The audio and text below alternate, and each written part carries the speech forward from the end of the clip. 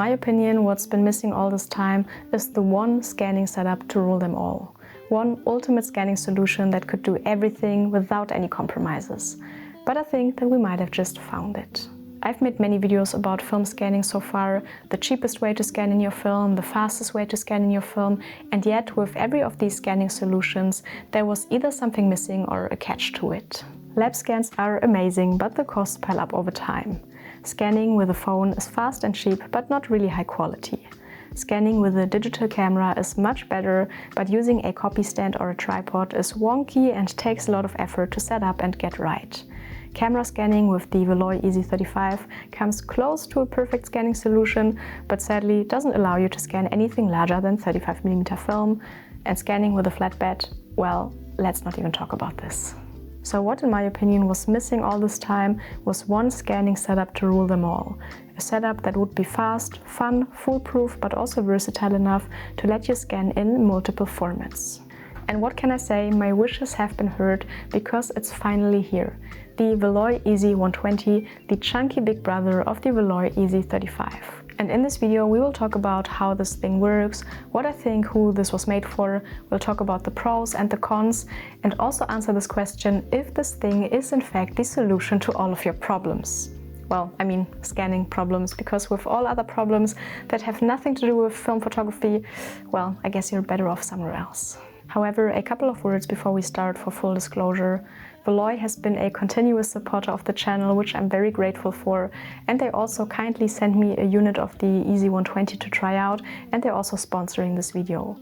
However, VALOI had no say in the content of this video, so nothing to do with what I say here, but everything I say is my honest opinion and is coming from my experience of using the VALOI Easy120 over the last weeks, and we're not only talking about the benefits but also about the downsides of the system. VALOI wasn't only kind enough to provide me with a unit of the Easy120, but also you. Yes, you've heard right, you can actually win a unit of the VALOI Easy120 because we're doing a giveaway. And all you have to do to enter is to follow both of our channels, so VALOI's and my channel, and leave a comment under this video why the VALOI Easy120 would be of use to you. So in a week from now I will announce the winner in the YouTube community tab, so definitely keep your eyes open for that. And I would also advise you to follow VALOI and me on Instagram to not miss any future opportunities. But for the people who might not get lucky in the giveaway but want to try out the VALOI Easy120 or any other VALOI product anyway, fear not, because we also got you covered. By using the link in the description box, you can actually get 10% off your next purchase. And all that being said, I also have to add that I received a pre-production unit which differs slightly from the final version. While my unit is silver on the bottom, the final versions will be black. But let's start at the very beginning. What is the VALOI Easy120? Well, it's a modular device with a built-in light panel that you can attach your digital camera to scan in your film of various formats. Everything from 6:9 to smaller is supported, so that you can scan in your medium format films, but also your 35mm films with it. You don't have to balance out your camera on a tripod or a copy stand, how we usually know it from digital camera scanning, to get your distance and your angles right, but all you have to do is to attach your camera and you can start scanning straight away. But how does it work in detail? Let's take a look at the individual components and also the assembly of this kit.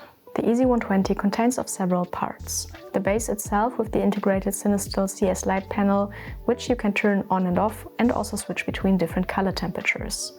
The film holder you can quickly slide in and out. And here I have the universal film holder for 6:9 negatives, which you could technically use for every other 120 format as well, but individual holders for 6.7, 6.6 and 6.45 also exist in case you want to avoid even more stray light.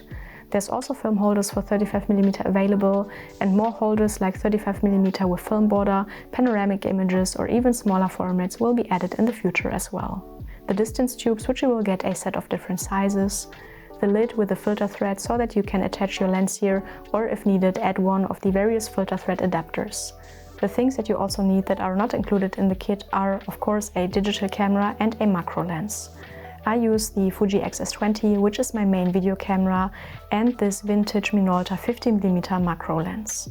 To assemble the kit you need to choose the right amount of extension tubes, which depends on the film format, camera sensor size and also lens. VALOI has made a comprehensive guide to see if your setup with your macro lens is actually compatible to the Easy120, which most are, and also how to find the right amount of distance tubes. However, just as I did here, a little bit of trial and error will also do the job, and you also only have to do this step once for every film format you want to scan, since of course every format requires a different distance to your camera. To be able to remember which tubes I need for which format, I, for example, color-coded them by marking them with a bit of tape, which works very well for me. After you found the right distance, you just put everything together, screw on the lid and attach your camera. You can scan in this vertical position, but it's not really ideal since you might have to stand, which is a bit uncomfy, and also because the helicoids in the lens might sink a little and affect the focus. Instead, you can scan in a horizontal position, and for that VALOI also delivers a little stand for your camera in the kit that you can simply screw on the bottom of the tripod socket to even out the height difference. Once everything is put together, you can turn on the light panel, insert your film and start scanning. I usually scan in manual mode or aperture priority. A rule of thumb is to get your ISO as low as possible when scanning to not introduce any noise. For precise focusing, it's best to open the aperture all the way first for the focusing process. Most modern cameras have a focus peaking feature, which makes it relatively easy to focus on the grain of the film. And once you found the focus, you can stop down your lens to the point of maximum sharpness, which usually is somewhere between f8 and f11. It's important to not touch your camera after you've set everything up, so in order to press the shutter, you can either use a self-timer, which might slow down the process a bit since you have to wait in between the shots, or use a method of wireless triggering via an app or a remote. So what you are left with is a bunch of raw images on your SD card. And in the past I made several videos explaining the whole process of turning your negatives into positives, so in this video I will keep it a little bit shorter. So long story short, you can either do the inversion yourself by adjusting the curves in any editing software like Lightroom or Camera Raw. All you have to do is just invert all the color curves and then you're off with a positive. That might take a little bit of work and tweaking to get it right. Or you could do conversions by using a dedicated conversion software, as for example Negative Lab Pro, which is a Lightroom plugin, which is also the software that I currently use for all of my film scans. The film formats that I've scanned with the Easy120 so far are 6.7, 6.6, 6.45, 35mm and also panoramic X-band images. So let me show you some more results that I got from the Easy120.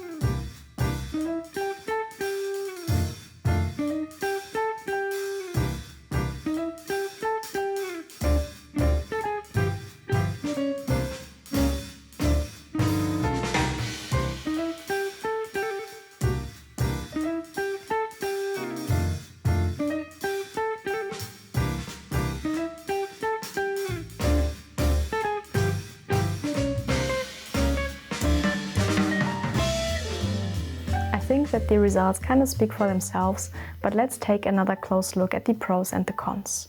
What are the benefits? Well, first and foremost, I think it's just incredibly fast and efficient. Scanning in a roll takes me maybe a minute, maybe two, especially if I have an uncut strip of a negative. You just have to attach your camera and you can get started straight away. Compared to the more known type of camera scanning where you have a film holder and you have a tripod or a copy stand, you have to find the right distance and the right kind of balance every time you set up your camera scanning equipment, which is a bit annoying and which also takes additional time, which you can save by using the Easy120 because the distance tubes automatically help you to find the right distance and right angle to get started with scanning, so the setup time is basically non-existent, which helps to save nerves but also time in the long run. Secondly, I think it's incredibly convenient because there's nothing that you have to do to your environment to actually get started with scanning. Just as with the Easy35, it's like an enclosed box that's light tight, so you don't have to worry about stray light coming in, and with a film holder, tripod scanning setup, you usually have to make sure to block out all light from your room, so you have to put your blinds down and there's nothing else you can do while scanning than scanning, because there can't be any distractions, there can't be any light. And with this setup you don't have to do that. You can just grab your Easy120, put it on your desk and start scanning, no matter what you do in the meantime. You can even watch your favorite YouTubers while scanning, which I think makes the whole process way more convenient and also way more fun. And thirdly, the Easy120 does all this without sacrificing the image quality. In fact, I think that the results I got from this setup are by far the most pristine looking, most kind of flat images that I got out of any setup so far, and I think it might have something to do with the construction of the film holders. Because on the inside the film holders are not straight, but they have like this slight S-curve to them, which helps to put a little bit of tension on the negative itself, which helps to keep it flat, so even with expired curly film I didn't run into any issues of not getting a flat image out of the scans. And since we're already talking about image quality, I also quickly wanted to address another topic. After my video about the VALOI Easy35, I received 1 or 2 messages from people who said that they experienced some sort of vignetting on their scans that they made with the VALOI Easy35, which luckily is something that I didn't experience, but nonetheless I wanted to report that this is also not an issue with the Easy120, but all of my images look clean, pristine, all very nice in quality, so no fall off of the light or vignetting or whatsoever. So I just wanted to make sure that you know that, also because the LED panel in the Easy120 was upgraded compared to the Easy35, so we have a higher quality light panel, which will definitely help even more with an even light distribution. Well, but what are the downsides? In my opinion, there's arguably 2 main downsides. For one, the size, and for the other, the price, which was not an intentional rhyme. Well, when it comes to the size, and if we take a look at the predecessor, the VALOI Easy35, it's a super portable, super compact and super light setup. In fact, it's so portable that I really brought it on trips with me. If I had my digital camera with me anyway, all I had to throw in my bag was my macro lens and this tiny little cube to be able to scan film on the go. And this is, you know, understandably not so easy anymore with the Easy120, because the whole setup got a bit more chunky and a bit bigger due to the film format. If we want to scan medium format film, of course everything has to grow, and now it's not a super tiny, super light setup anymore, but a pretty chunky beast, yet alone if you take a look at the diameters of the tubes. And now with the Easy120 we also have the power cord that you have to plug into your power supply, so it's not such a mobile setup anymore. And this overall makes the Easy120 more of a stationary setup that you can't carry around with you so much anymore, but I guess that this is kind of the price that we pay so that we can scan in bigger formats. And talking about the price, the retail price of the Easy120 currently is 549 euros, which is not cheap by any means. Just a quick reminder that you can at least drop the price a little bit by using my discount code, so that you will get around 50 euros off, but nonetheless it's still a proud price, and I can already anticipate the heated arguments in the comment section. And I get it. I get that some people will say that this is too much or maybe not worth it for what it is, because you will not get a significant increase of image quality, but what you pay for is having kind of this all-in-one solution for all formats. Nonetheless, I think that the price question is a very individual one, because it might not be worth it for some, but definitely worth it for others. For me, for example, I shoot a lot of film. I shoot on average, I would say, around 80 rolls of film, sometimes more, sometimes less.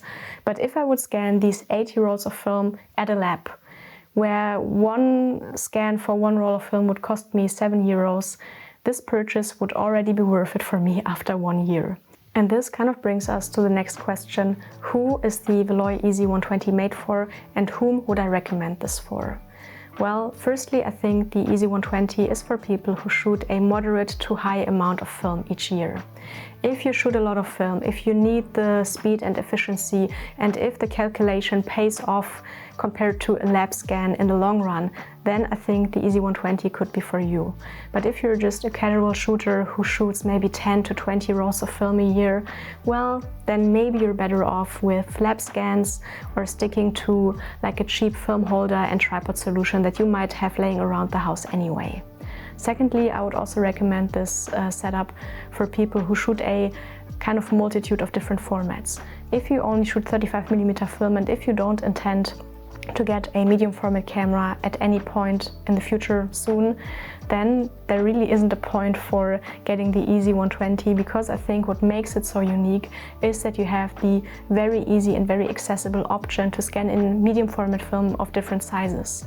If you only shoot 35mm film, stick to maybe the Easy35, but if you shoot 6.7, 6.6 and you're kind of done with the whole alignment and the whole fiddling around, I think this is really, really ideal, because you have this all-in-one solution, one thing that you will do it all, and that makes it very easy to switch between different formats. For me, for example, I shoot rather exotic formats as well, like 35mm panoramic images, which are always a bit of a pain to scan, because with other solutions I sometimes kind of have to stitch them in post, and it kind of makes it annoying. So I'm very, very happy that I got the Easy120, because it allows me to also scan these kind of formats that are otherwise a bit harder to scan properly. Well, the video recording took so long that it's already dark, so let's finally get to the verdict. What is my verdict? I've been patiently waiting for the Easy120 to come out, and now that it's here, I can certainly say that I'm not disappointed. Ever since getting the Easy35 in my hands, it's been my most used scanning device. At this point, I cannot really imagine myself ever going back to film holder scanning with a tripod or copy stand, or even flatbed scanning. However, because I still shoot a considerable amount of medium format film and also X-band images, sadly the Easy35 wasn't in the position to replace all of my other setups, but I still had to keep them in order to scan in those formats. So ever since I have the Easy120, I can say that my other scanning solutions are pretty much non-existent. I don't think there's a point in keeping them, because the Easy120 is surely the one solution for everything. I have to say though that I still use the Easy35, because I still use both devices simultaneously. I use the Easy35 to scan in my 35mm film purely because this allows me to keep the Easy120 in the 120 configuration at all times. With that, I only have to put my camera from one device to the other device, so technically speaking, I'm still using two systems and two devices. But if I didn't have the Easy35 already, the Easy120 would be the one that I would go for.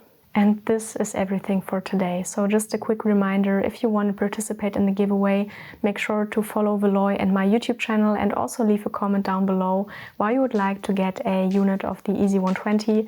And that being said, I would say thank you so much for watching, and see you in the next one.